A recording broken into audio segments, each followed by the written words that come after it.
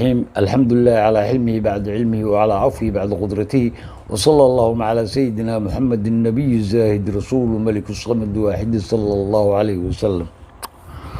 dhalinyaro waa qaybtii shanaad ee nabiyullaahi daawuud calayhi salaam,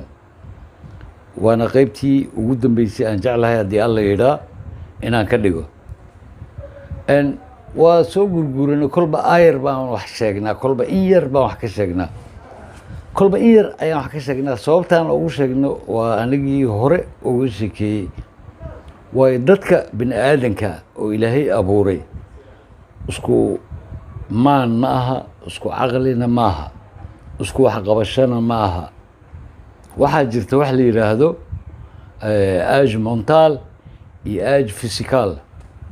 macnaha mental age iyo physical age waxa la yidhaahdo ayaa jira. da'da maskaxda iyo da'da jirka ayaa jirta. da'daada guud waa tii un, waa caadi, laakiin qiyaasahan min qiyaastan yani aqoonta ayaa lagu cabiraa.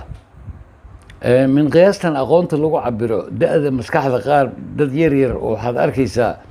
oo ilaa 15 jir ah, 20 jir ah, laakiinse fikirkoodu yahay fikir aada u wanaagsan, caqligoodu waa aada u wanaagsan, waxqabashadoodu yani wax badan loo sheegi kara ee qaban kara, sidii qof weyn oo 40 sano jir ah oo kale u qabana ama kasii xagga 40 iyo kasii sare. iyo waxaad arkaysaa ruux weyn oo 40 jir ah ama 50 jir ah ee waxqabashadiisa ay tahay xagga mentalka, da'da ahaan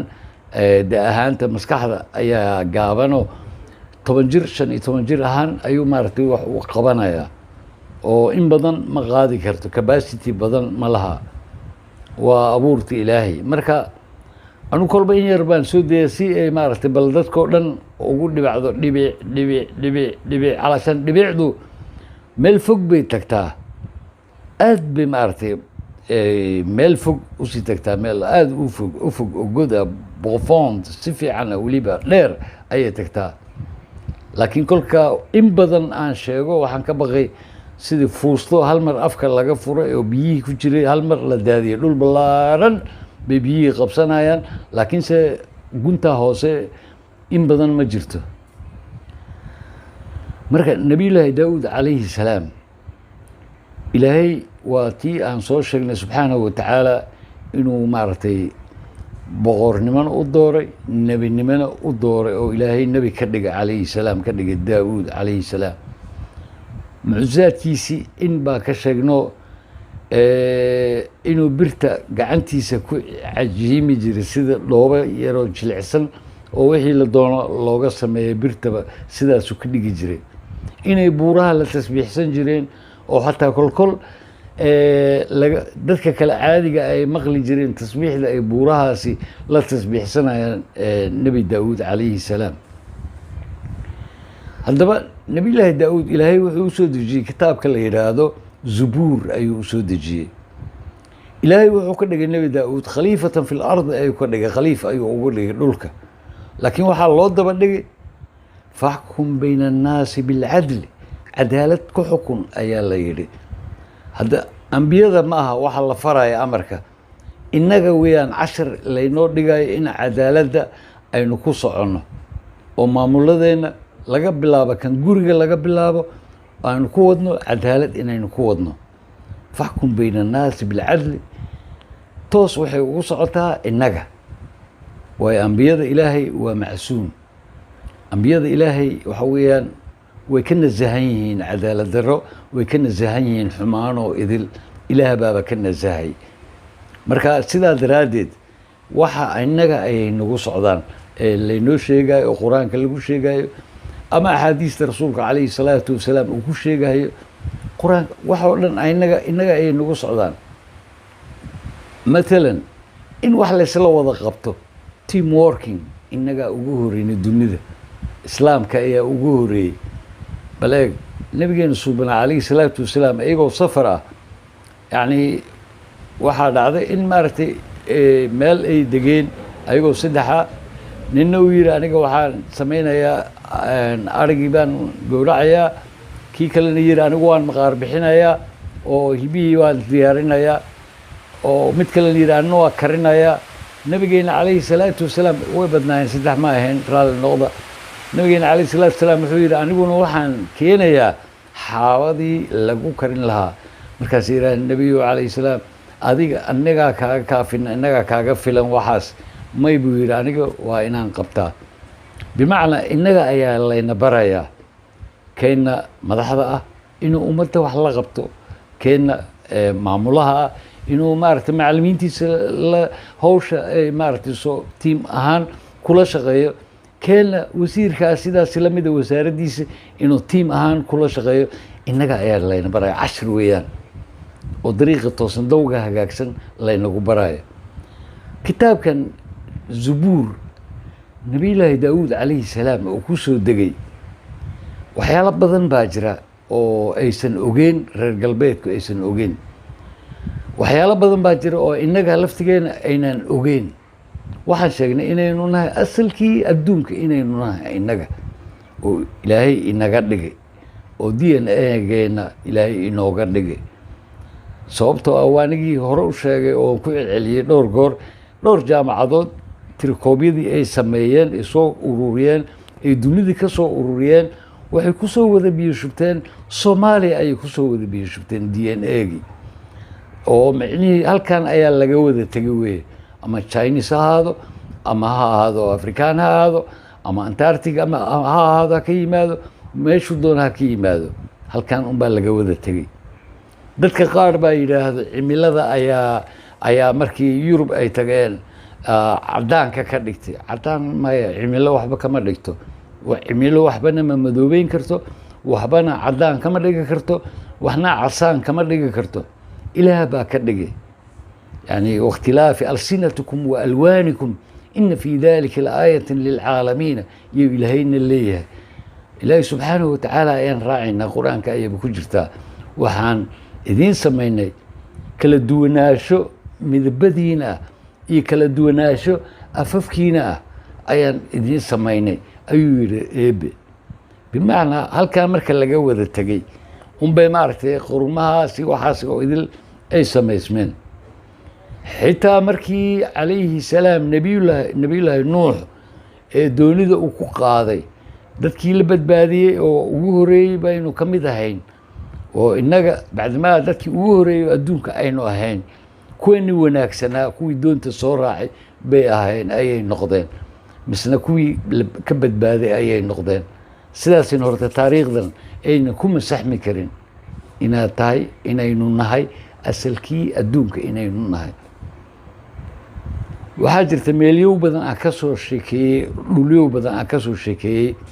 qaarkood buura ah qaarkood maaragtay degaan ilaa imikadan la degan yahay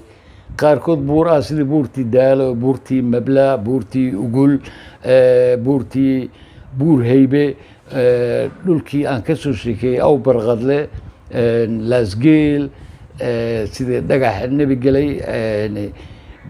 meeshii kale kursi boqorka ay u yaqiineen reer saaxil ambiyada qaarkood ayaa fadhiisay baa la leeyahay waxaa jirta haddaba goobahaas aan soo sheegay goob aan si gooni aan u carabaabayo ma jirto in yar baa og waxaa yaalla kutubo kutubadii qadiimiga ah nuqul ka mid ah ayaa yaalla farta ku qorana anigu kolleyba waan garan waaye farta ku qoran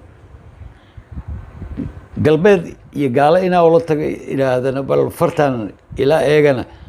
waan ka baqnay aniga keligii maaha intii ninkii kale dadkii kale meesha lahaa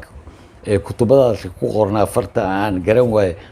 oo jildiga aadka u adag oo qurux badan oo qadiimiga ah ninkaa wuxuu iga sheekeeyey inuu yidhi awowgii afraad awowgii shanaad ayaa lahaan jiray sheekadan cid kasta way u dhaafi jireen aabbayaasheenna ayuu yidhi muxuu yidhi niman ganacsato ah ayaa keenay nimankii ganacsatada ahaa markay keeneen xoolihii waxbaan sii jirinoo xoolihii bay waayeen kan baan haystaa ma kaaga iibsadaa buu yidhi awowgiisi shanaad weeyaan hadda ogow ayaa ka qaatay kaa ganacsanaya waxaa laga yaabaa waa kasii hor boqolaal sano kumanaan sano ka hor inuu maaragtay meelyoogi ay joogeen oo yiileen noqolo badan ay yiileen sida innaga hadda kutubadeenna maaragtay noqolo badan aynu u haysano inay u haysteen ayaa dhici karta sidii ku soo qaatay buu yidhi cid inuu ka iibiyana wuu u diiday buu yidhi cid kastana wuu kula dardaarmaya kitaabkan inuusan ka bixin reerka macalin Shucaybow adigana kuma siin karno ogow baa la yidhi laakiin goor dambe waxaan ogaaday kutubadan fartan anigu farti waa garan waayo bilxaqiiqa ma garan karo inaa idinla wadaagana ninkii lahaabaa ii diiday weliba marka la hataa iminka marka aan bilownay taariikhdana aan bilownay markhaati ahaan baan rabay inaa idinku soo bandhigo balse way suurtoobi weyse marka ii ogolow baan idhi inaan sheego magaceygana ha sheegin goobta aan joognana ha sheegin ayaan ku kala ballan qaadanay laakiin wax danbaan ogaaday far badan oo waxaan akhriyey oo aan isku dayay inaan barto waana bartay qaarkood waxay noqdeen fartan loo yaqaano hibruuga loo yaqaano cibraaniga ayay noqdeen marka way isshabahaan laakiin ma garan karo inuu isaga yahay inay maaragtay wax kale ay yihiin allahu yaclam intaa baan ku ekaysanaha ma waxaan hubin ma doonayo inaan idin diro laakiin way jiraan kutubo noocaas ah inay yaalaan dalki oo meelahii aan sheegayay ay yaalaan oo far kale ku qoran fartan aan ahayn carabigana aan ahayn laatiinkana aan ahayn ku qoran way yaalaan haddaba waxaad ogaataa wiilow kolka aan ku adkaysanayo een idinku celcelinayo anthropologist archaeologist philologist ethnologist afartaa idinkoo ah bal inaad timaadaan dalkii aada xoogga saartaan taariikhdatan nooleynteedii inaad saartaan way nooleynta taariikhdan innaga ayay muhiim inoo tahay magaceenna bay muhiim u tahay magaca soomaaliya la yidhaahdo ayuu muhiim u yahay soomaalidu waa anigii soo sheegay oromadu waa soomaali cafartanna waa soomaali odacaaliga iyo ninka la yidhaahdo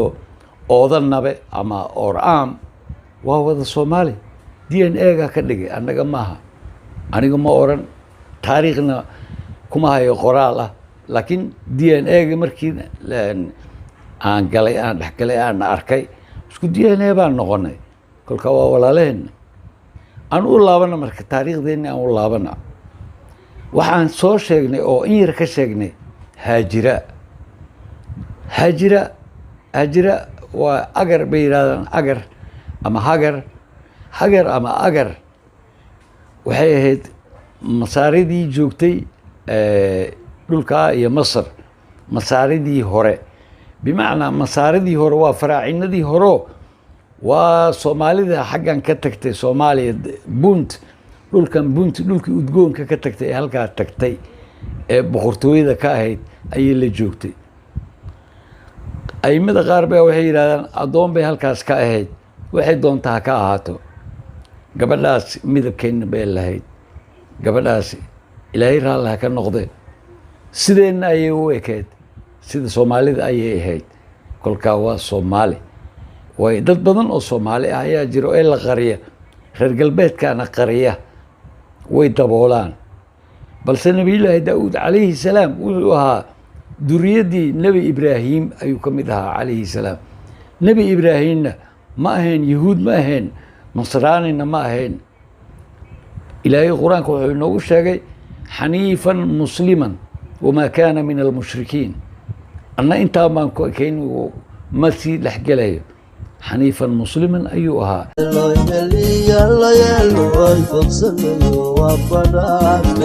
dayaci wakaasoo bidhaane bishar waa bilqayre